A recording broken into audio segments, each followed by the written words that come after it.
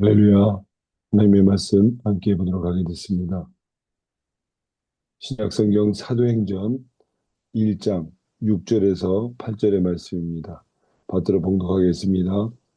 그들이 모였을 때 예수께 여쭈어 이르되 주께서 이스라엘 나라를 회복하심이 이때니까 하니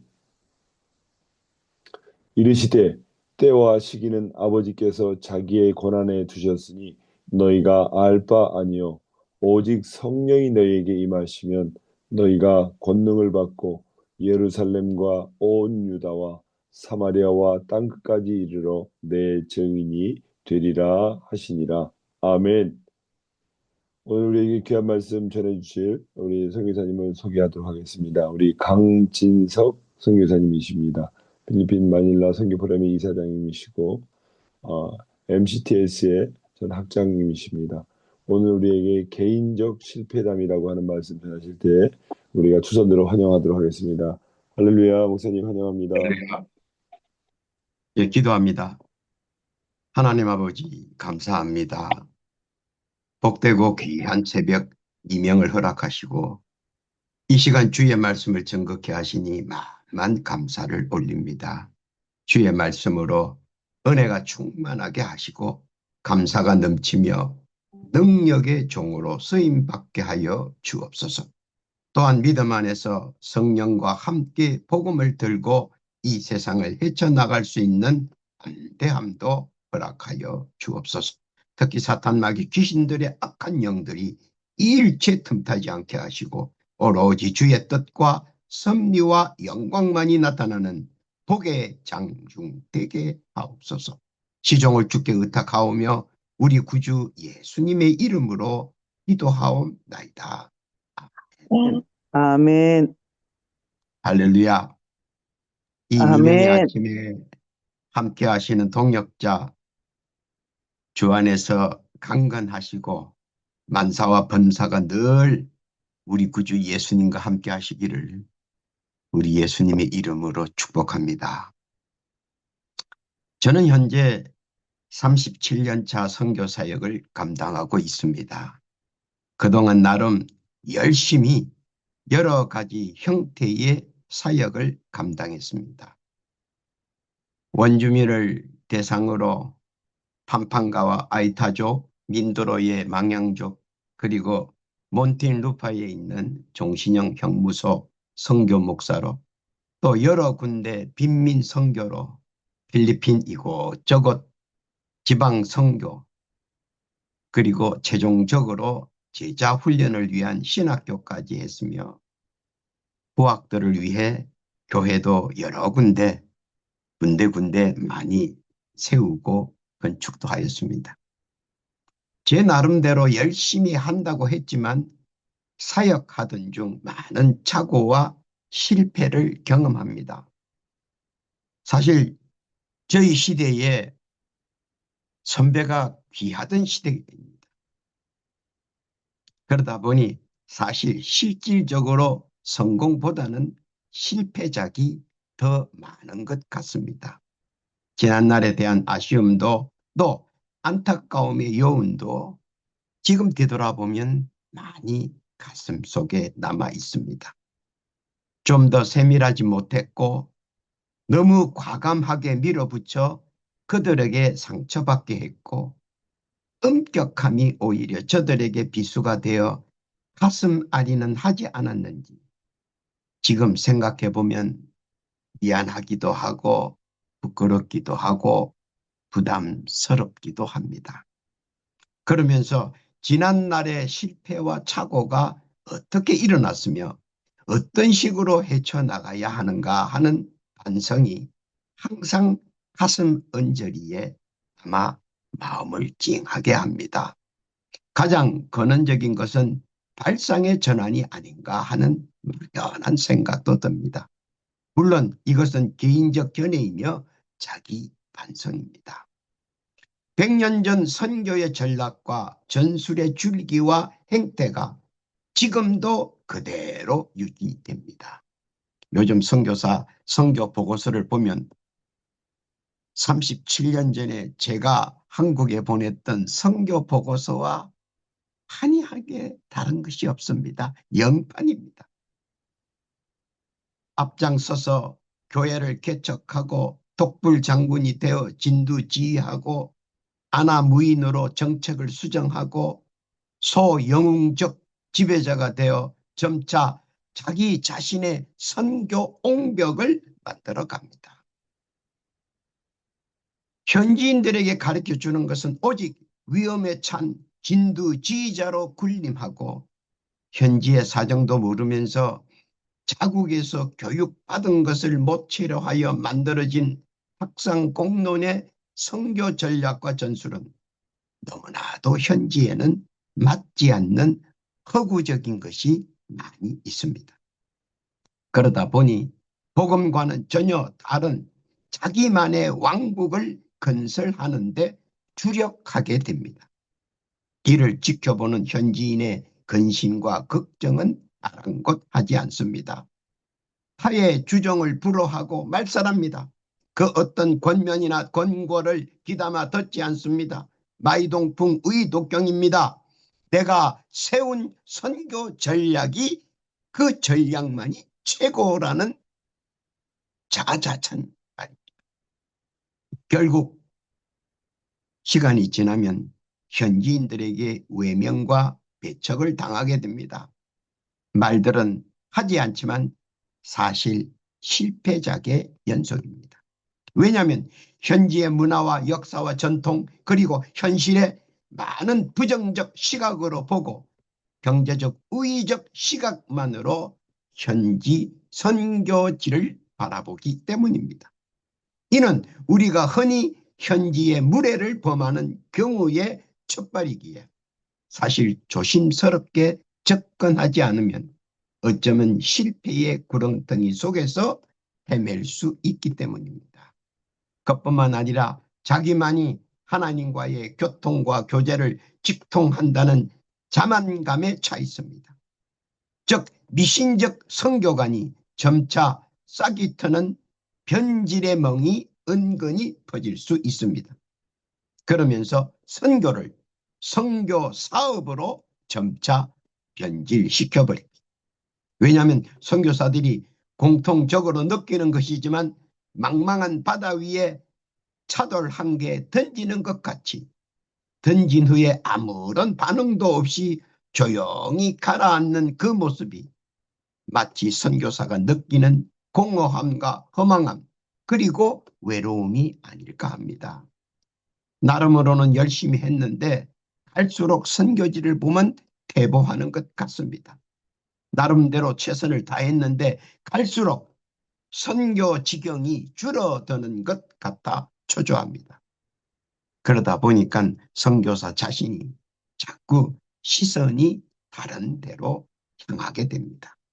그러면서 사람을 모을 수 있는 방향으로 전환합니다.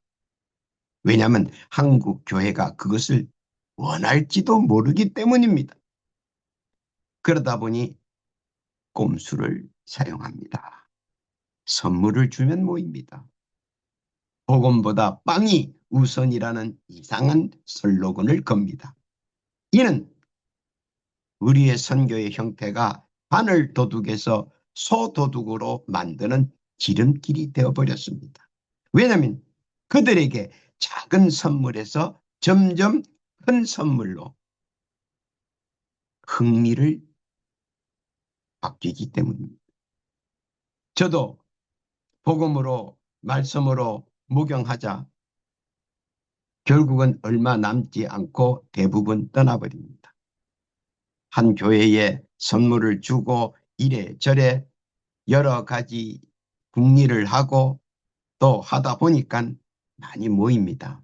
뭐 200명도 모일 때도 있고 300명도 모일 때도 있고 그런데 정작 복음과 말씀으로 그들을 양육하려고 하자 그들은 하나 둘씩 떠나버립니다. 이는 선교사의 목양은 얼마나 어려운지 모르는 것입니다. 과연 얼마나 내가 그들의 문화와 역사와 환경과 처지를 알고 외인으로서 목회할 수 있는가, 목양할 수 있는가 하는 문제까지 봉착하게 됩니다. 이에 일부 선교사가 조급함과 막막함에 서서히 가전 핑계를 대고 선교지를 이탈합니다. 가전 이유와 편법을 사용하여 초심을 잃어갑니다. 참으로 안타까운 일이 아닐 수 없습니다. 저도 항상 느끼는 것이지만 이방인은 이방인이다 하는 것은 진실한 표현입니다. 결국은 복음 없는 열정, 복음 없는 행동, 복음 없는 기도, 복음 없는 친근만이 맴돌게 됩니다. 가식이 늘어난다는 말이기도 합니다. 왜 이런 상황에 부딪히게 되는가? 그 이유가 무엇인가? 한번 재조명해 보려고 합니다. 첫째는 현지 언어를 완벽하게 구사하지 못했다 하는 것입니다. 한번 생각해 보십시오. 타국의 언어가 쉽게 배우고 할 수 있는 것은 아닙니다. 말 속에는 민족의 정기가 있고 문화가 있고 역사가 있기 때문입니다. 주님의 지상명령인 땅끝까지 복음을 전거하기 위해 청운의 꿈을 안고 타국에 왔습니다. 그런데 시일이 지나도 언어가 쉽게 교통되지 않습니다. 일상적인 말은 하겠죠. 그러나 말씀을 전거하는 데는 부족합니다. 언어의 장벽에 자신감이 무너지기 시작합니다. 일상적인 언어도 잘 못하는데 복음 말씀을 들고 복음을 전거하는 데는 감당하지 못할 공포가 밀려옵니다. 주눅이 들고 힘이 빠집니다. 그리고 내가 그들의 언어로 말하면 그들은 이해하지 못합니다.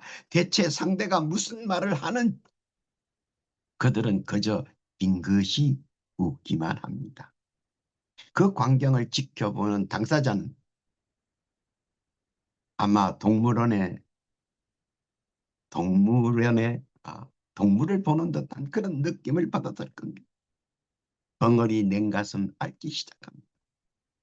이는 선교가 순수 복음 사역에서 선교 사업으로 이전하는 가장 큰 원인이 됩니다. 우리 주님께서는 분명히 복음을 전거하라 말씀하셨는데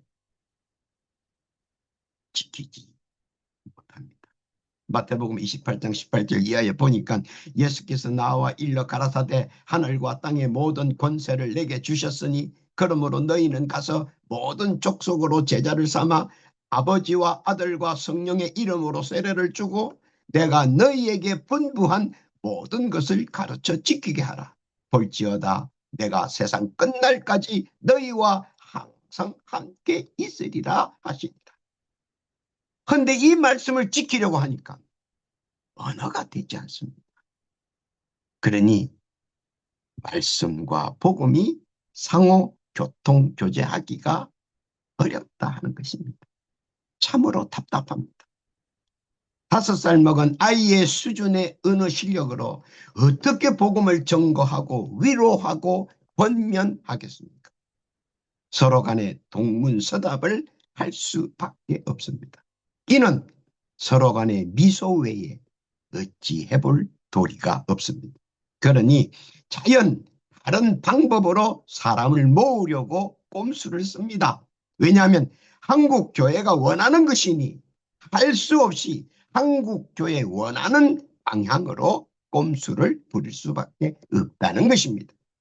지금 지나다 보니 후회되는 것은 그럴 시간에도 좀 더 시간을 갖고 언어에 몰입했다면 더 나은 결과가 오지 않았을까 한 번쯤 반문해 보기도 합니다. 바라기는 가장 중요한 언어, 그 언어를 습득해서 더 큰 사역의 밑거름이 되었으면 하는 바람입니다. 왜냐하면 그렇지 못했던 내 자신의 실패가 있기 때문입니다.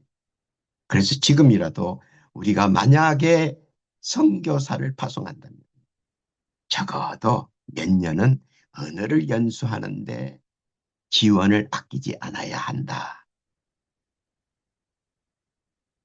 생각합니다. 둘째는 선교지의 지역적 특성을 몰랐다는 것입니다. 제가 37년 사역하고 있는 필리핀만 하더라도 북쪽 지역과 남쪽 지역 사람 간에 보이지 않는 정오와 앙금이 남아 있습니다. 이런 역사적, 지리적 관계성이기에 우리가 관여할 수 없는 무서운 장벽입니다. 아시아에서 한일 민족 국가는 우리가 알다시피 한국, 일본, 대만, 싱가포르 그 외에는 없는 것 같습니다. 그 외의 나라는 말하지는 않지만 내부적으로는 상당한 적대적 지역 감정을 가지고 있습니다. 참고로 미국도 남북으로 영국도 남북으로 상당히 서로 간에 적대적 지역 감정을 가지고 있다는 사실입니다. 그런데 그것을 도외시하고 이쪽과 저쪽 사람을 모으면 낮에는 서로 웃고 친한 척하지만 조그마한 말다툼이나 불상사에도 큰 불상사로 이어질 수 있다는 것입니다. 왜냐하면 그들은 겉으로 드러내지 않지만 언제나 집에 총기를 놓아두고 사용할 수 있기 때문입니다. 우리 필리핀 지역만 하더라도 도시를 떠나면 모두 다 칼을 차고 있습니다.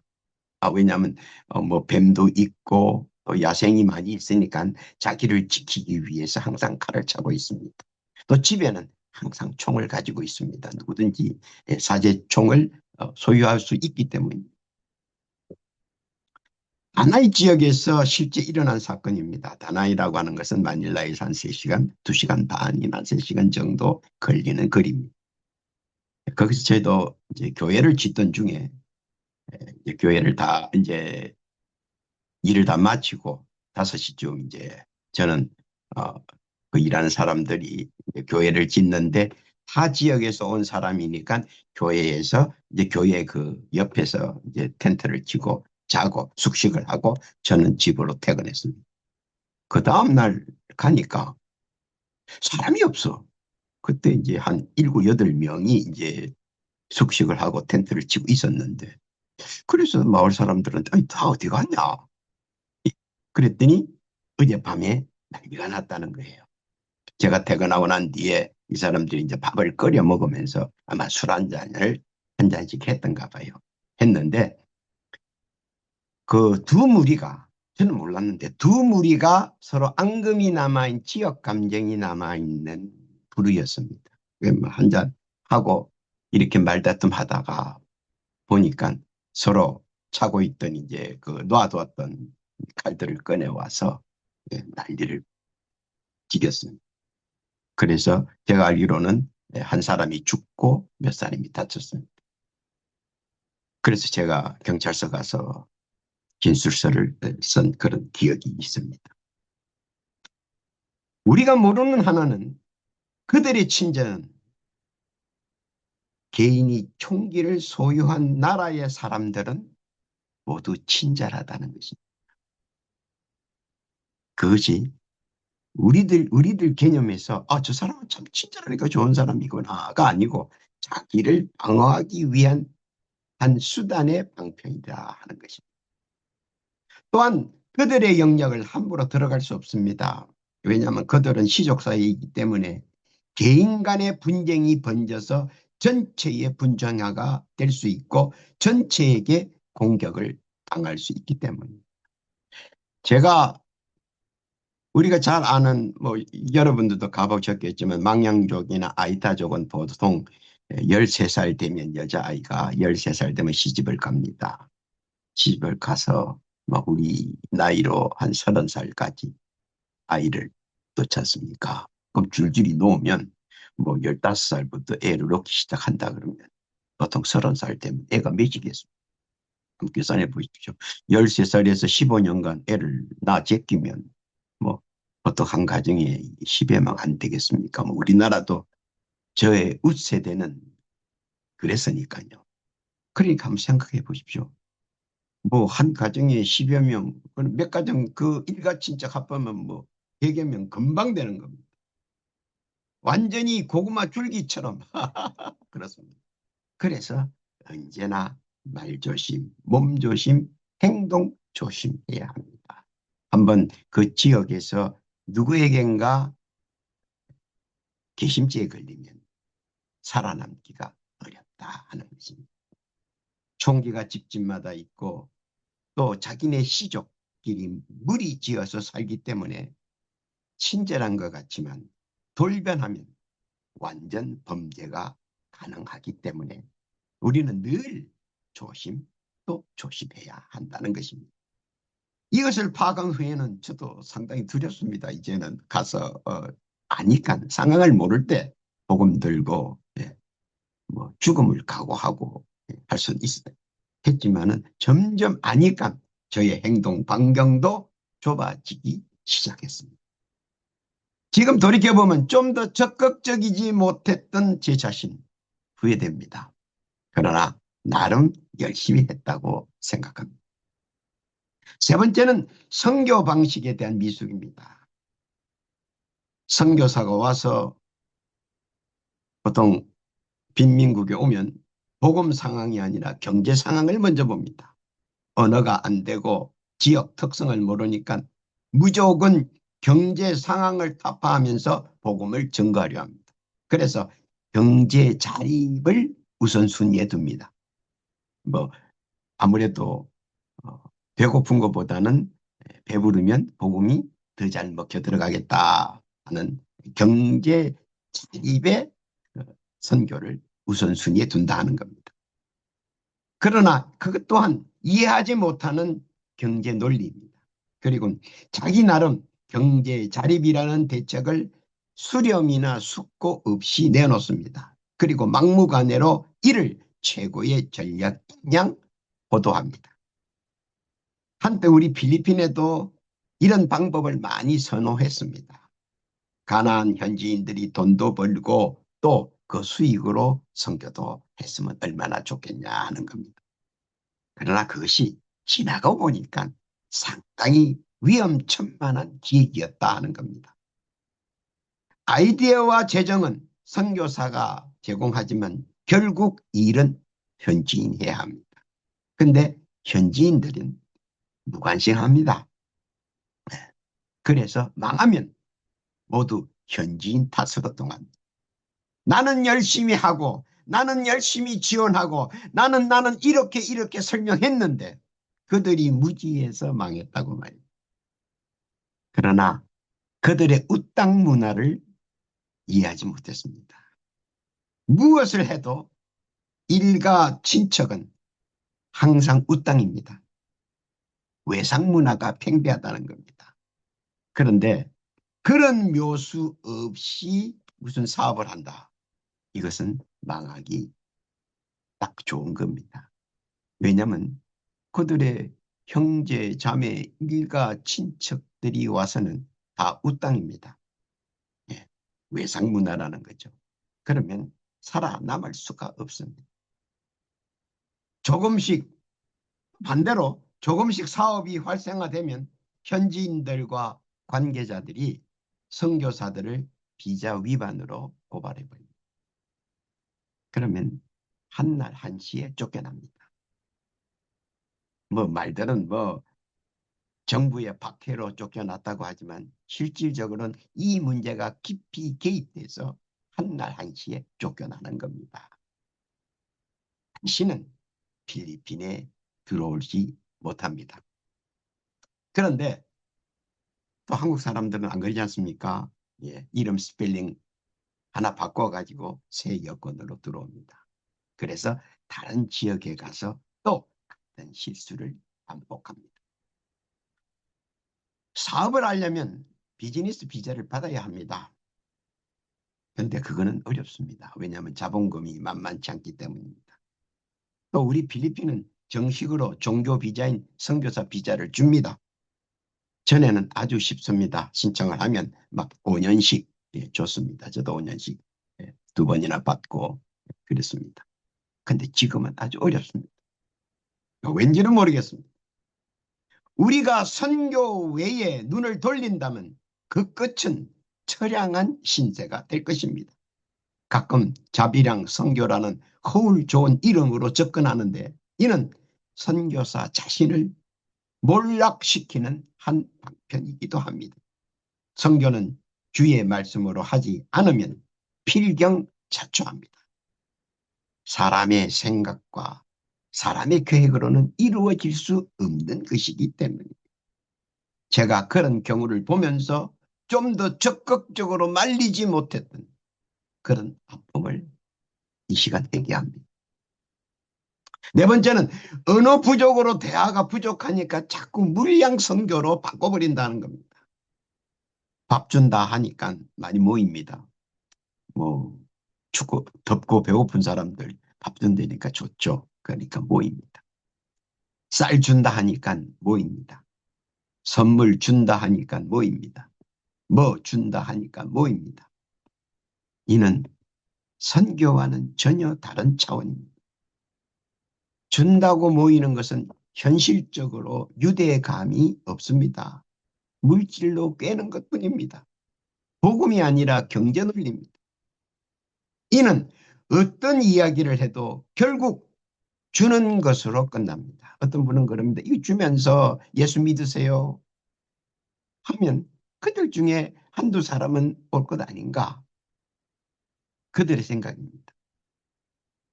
선물 줘서 무엇을 줘서 오는 것은 결국 구제의 유대감만 있을 뿐입니다. 그리고 주는 자의 자기 만족만 있을 뿐입니다. 예를 듭니다. 이해하고 들어주십시오. 한국에서 선교팀이 옵니다. 사실 선교에 도움이 될까요? 네.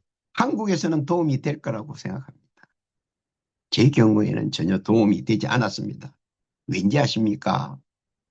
한국 교회 선교팀이 옵니다. 재능 기부자들이 와서 재능을 기부합니다. 소위 말해서 뭐 이발도 해주고 미용도 해주고 또 선물도 또 선물 보따리도 풀고 네. 그러면 사람들도 많이 관심을 가지고 모입니다. 하나 반대 거꾸로 그런 재능을 가진 사람은 현지에는 없냐 하는 겁니다. 현지에도 이발사도 있고 미용사도 있고 뭐 이 사람도 있고 저 사람도 있고 다 있습니다. 그러면 그들이 하고 가고 나면 남아있는 현지인들의 뭐 미용사나 이발사나 뭐 여러 가지 사람들은 한동안 근 한 달 동안 수입이 없지 않습니까?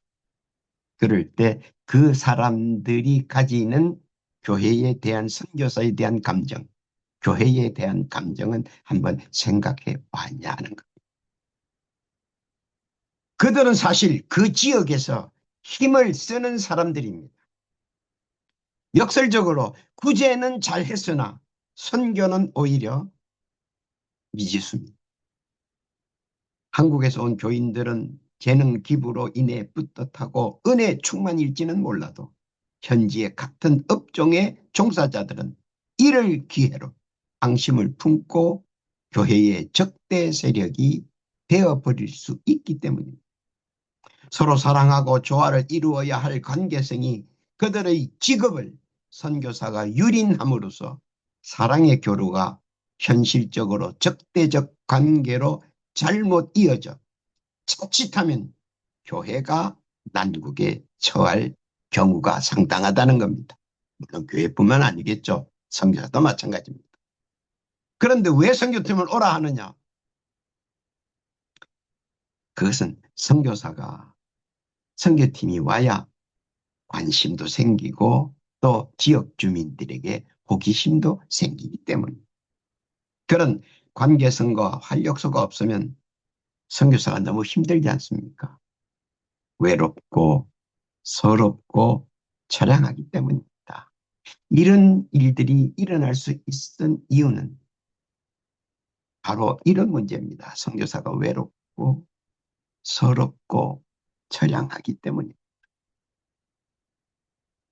이는 언어와 선교지의 문화와 전통을 잘 이해하고 더욱더 질 높은 차원에서 접근해야 하는데 너무 선교 안내원으로 우리 스스로가 전략하는 것은 아닌지 모릅니다. 결국 시골 곳곳에 세워진 현지인 교회는 많으나 한국 교회에 관심이 무뎌지면 급속하게 비어버리는 곳이 허다하다는 것입니다. 우리 필리핀만 하더라도 많은 교회가 세워져 있습니다. 그런데 사람 없는 교회. 한국 교회에 관심이 적어지고 무디어지면 현지 선교사가 세워놓은 교회는 급속하게 몰락하기 때문입니다. 훈장처럼 외치고 다녔던 나는 5교회를 설립했다. 나는 10교회를 설립했다. 그 세운 그 자리가 무너져 내리고 있다는 것입니다. 이런 것들을 볼 때마다 가슴 아픕니다. 그러나 한국 교회의 복음 중심이 아니라 교회 중심으로 시각을 좁혀보기에 이를 순응하고 따르는 선교사들이 이런 황망한 결과를 나타내 보이고 있다는 것입니다. 지금은 잘 드러나 보이지 않지만 모두 드러날 것입니다. 참으로 슬픈 현실입니다. 결론입니다. 선교는 현지인들과 절대로 부딪히지 말아야 한다는 것입니다. 내가 사업을 하면 우리 초창기에 선교사 한 분이 그 포항제철에서 오래 근무를 하시다가 오신 분이 있습니다. 벌써 한 35년 전 얘기입니다. 그분이 와서 보니까 아이고 필리핀은 뭐 철근도 비싸고 그래서 우리가 이것을 해서 포항제철에서 철근을 수입해다가 이곳에 팔자. 그래서 그 수입으로 하자. 그래서 이제 그렇게 구상을 했습니다. 그때 뭐 저도 젊어서 참 좋은 아이디어다. 그리고 현지인하고 싸울 필요도 없다. 예. 그거는 뭐 글자 그대로 큰 사업이니까 아유 그래서 한 80% 구상이 되니까 이곳에 있는 교민 또 이곳에 있는 현지인들이 난리가 났습니다. 심지어 죽인다고까지 했습니다. 밥그릇 싸움에 우리 선교사가 개입하는 것은 결코 온당하지 않다는 것. 또 서투른 감상으로 좌로 우로 치우쳐서는 안 된다는 겁니다. 복음을 빙자한 편파적 행위는 자기 자신은 선교의 한 방편이라고 주장하지만 다른 한쪽은 그로 인한 가슴앓이를 하고 있다는 것입니다. 그러므로 선교의 전술과 전략은 우리가 할 수 있는 일로 한정되어야 한다는 것입니다. 결코 그들의 밥그릇을 빼앗는 행위와 밥줄을 끊는 행위는 하지 말아야 한다는 겁니다. 우리는 복음을 위해 타국에 왔습니다. 그 이상도 그 이하도 아니라는 겁니다. 사도행전 6장 4절 이하에 보니까 우리는 기도하는 것과 말씀 전하는 것을 전무해야 한다고 했습니다. 언제나 우리의 시선은 복음입니다. 말씀에 전념하고 기도로 확정한다면 분명한 결실의 실마리는 풀릴 것입니다. 또한 지원한다면 그들과 부딪히지 않는 장학제도라든가 차원 높은 전문성 있는 교육 그리고 AI, 토목, 용접, 기계 설비 절대적으로 그들이 필요로 한 것으로 지원해야 한다는 것입니다. 1차 산업, 2차 산업은 우리가 건드려서는 안 된다는 것. 거듭 말씀드리지만 100년 전 선교 전략 이거는 폐지되어야 한다는 것. 지금도 교회 개척합니다. 지금도 교회 세워야 합니다. 지금도 그것은 100년 전에 그리고 40년 전에 제가 했던 것입니다. 그럼 지금도 그 시점으로 나간다면 선교가 어떻게 발전하겠습니까? 그들이 관심을 가지고 돌아올 수 있는 것. 그것을 우리가 좀 더 연구해야 한다는 것입니다. 한국 교회 젊은이들이 교회를 왜 멀리합니까? 저도 자녀가 넷입니다. 그는 늘 젊은이들의 불만을 듣습니다. 대답은 똑같습니다. 옛 것으로는 현재로 대처할 수 없고 미래는 더더욱 대비할 수 없기 때문입니다. 제가 파악하기로는 현지인들도 사실 복음에 못 말려 있습니다. 선교사님들이 와서 좀 더 복음을 증거해 주기를 원하는 것 사실입니다. 말씀을 듣기를 원합니다. 기도하기를 원합니다. 그런데 문제는 뭡니까? 우리가 목양할 수 없는 처지라는 겁니다. 선교 지역은 무한합니다. 무지하게 넓습니다. 그런데 우리가 부족한 것입니다. 무엇이 부족합니까? 언어. 첫 번째, 우리는 교육 수준은 너무 높습니다. 복음에 대해서, 말씀에 대해서 너무 잘합니다. 하나, 언어가 부족해서 이것을 제대로 전달하지 못한다는 것입니다. 이제라도 그들의 언어를 습득하여 그들이 원하는 바를 해 주어야 합니다. 이것이 우리의 사명이고 또 주님의 지상 명령이기 때문입니다. 유능한 지체들로 선교 사역은 계속되어야 합니다.